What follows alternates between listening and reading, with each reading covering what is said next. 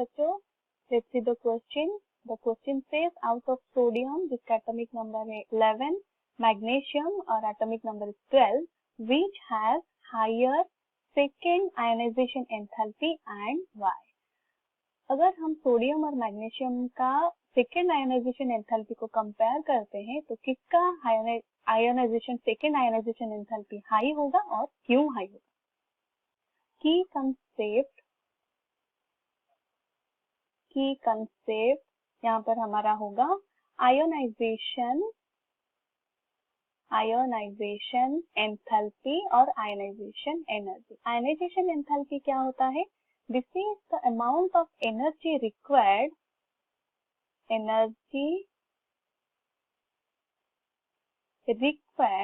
to remove an electron, एक electron remove करने के लिए, to remove an electron from an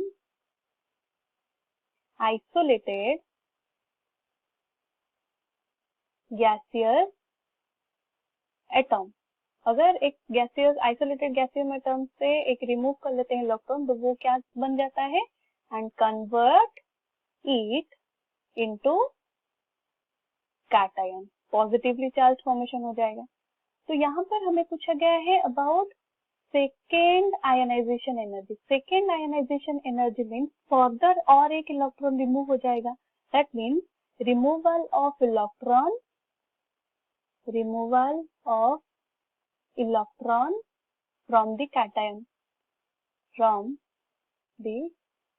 cation। For example हमारे पास एक एलिमेंट होता है M, उससे हम रिमूव करेंगे एक इलेक्ट्रॉन माइनस इलेक्ट्रॉन, जिस अमाउंट ऑफ एनर्जी हमें रिक्वायर्ड होगा that will be our first ionisation energy.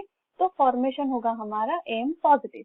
Again उससे हम रिमूव करेंगे एक इलेक्ट्रॉन और जिस अमाउंट ऑफ एनर्जी हमें रिक्वायर्ड होगा for the removal of this electron उसको हम बोलते हैं सेकेंड आयोनाइजेशन एंथैल्पी। तो फॉर्मेशन होगा हमारा M2 पॉजिटिव। यहाँ पर हम देखेंगे सोडियम और मैग्नीशियम का सेकेंड आयोनाइजेशन एंथैल्पी। तो सोडियम इज 11 एटॉमिक नंबर, उसका इलेक्ट्रॉनिक कॉन्फ़िगरेशन क्या होगा?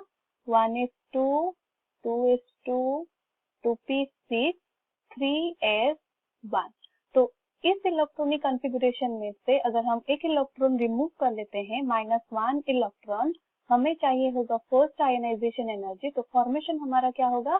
1s2 2s2 2p6, बस 3s1 से 1 हमारा 1 इलेक्ट्रॉन इज रिमूव, तो हमारा इलेक्ट्रॉनिक कॉन्फ़िगरेशन ये बन जाएगा।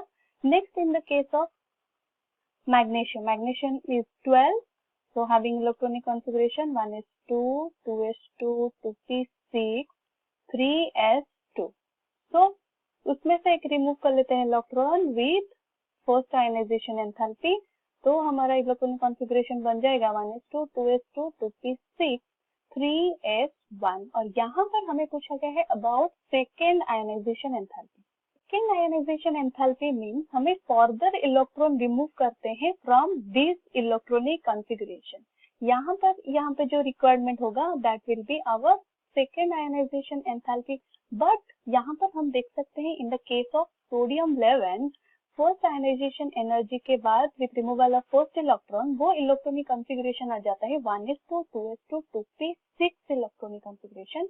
And here we'll see the electronic configuration of the sodium positive। तो 2p6 orbital यहाँ पर हम देख सकते हैं which is completely filled